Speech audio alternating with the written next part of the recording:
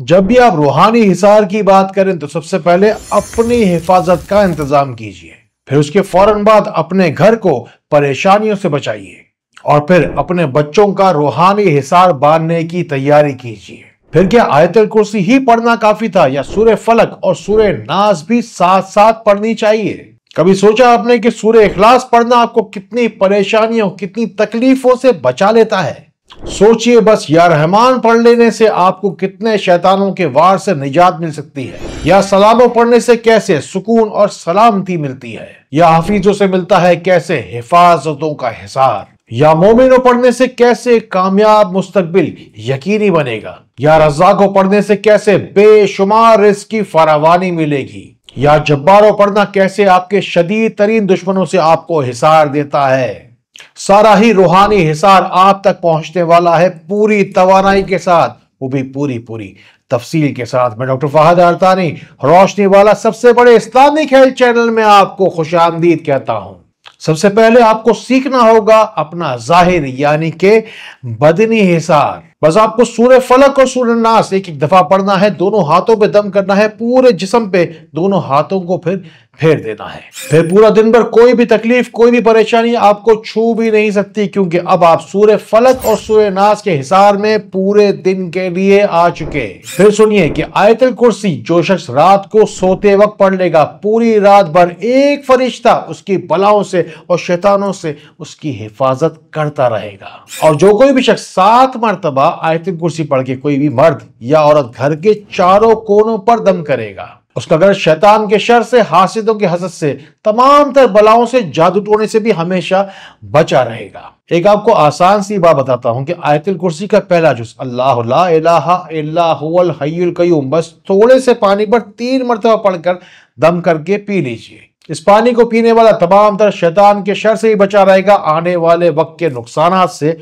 और परेशानियों से भी हमेशा बचता रहेगा। या फिर ये कीजिए कि अल्लाहु ला इलाहा इल्ला हुवल हय्युल क़य्यूम 3 मरतबा ही पढ़कर शहादत की उंगली उठाइए, इस पर दम कीजिए। ये शहादत की उंगली आसमान के नीचे रखकर आप जो कोई भी दुआ करेंगे, उसके बाद जो कोई भी तमन्ना आरजू आपके दिल में होगी वो जरूर पूरी होगी। इंसान तो बड़ा नाकिस है, नातवा है, बड़ा कमजोर है, हर एक को दुआ के सहारे की बड़ी जरूरत होती है। देखिए किस तरीके से कमेंट्स में जाके लोग अपनी परेशानियां बयान कर रहे हैं। उन्हीं कमेंट्स के ऊपर जाके लोग लाइक भी करते हैं और फिर जाके आमीन भी लिखते हैं और जाकर डिस्कस करते हैं एक दूसरे के साथ अपने मसले मसाइल।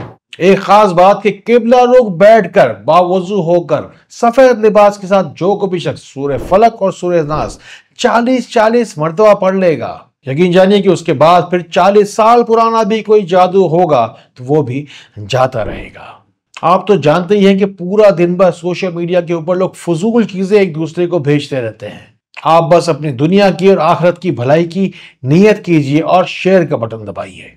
एक केस मेरे पास आया जिसमें एक रूहानी मेरी बहन को जागते में सोते में सांप और छिपकलियां चलती फिरती नजर आती थी। कहती है कि कोई शैतानी चीज अपनी मौजूदगी का एहसास मुझे इस हद तक दिलाती है कि अकेले के अंदर कपड़े तब्दील करना भी मेरे लिए किसी इम्तिहान से कम नहीं। एक साहब फरमाते हैं कि मेरा चलता हुआ कारोबार इस तरह से बर्बाद हो गया कि पहले सबसे ज्यादा मेरी ही दुकान के ऊपर रश रहता था, अब खाली दुकान देखकर दुकान के आसपास कोई फकीर भी नहीं भटकता।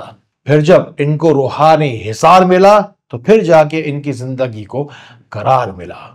अगर आपकी भी जिंदगी में बेचैनी, तकलीफें और परेशानियां कुछ ज्यादा ही हैं तो हजारों लोगों की तरह अपने नसीब का सुकून और करार पाने के लिए रोशनी सेंटर के नंबर मिलाइए। अगर आप पढ़े लिखे हैं तो फोन और व्हाट्सएप के जरिए जो रश लगता है उससे बचने के लिए helpme@roshnicenter.com पर अपना नाम, अपनी वालदा का नाम और अपना मुकम्मल मसला, चाहे आपका मसला 4 पेज का ही क्यों ना हो, अपनी मुकम्मल रुदाद helpme@roshnicenter.com पे भेज दीजिए।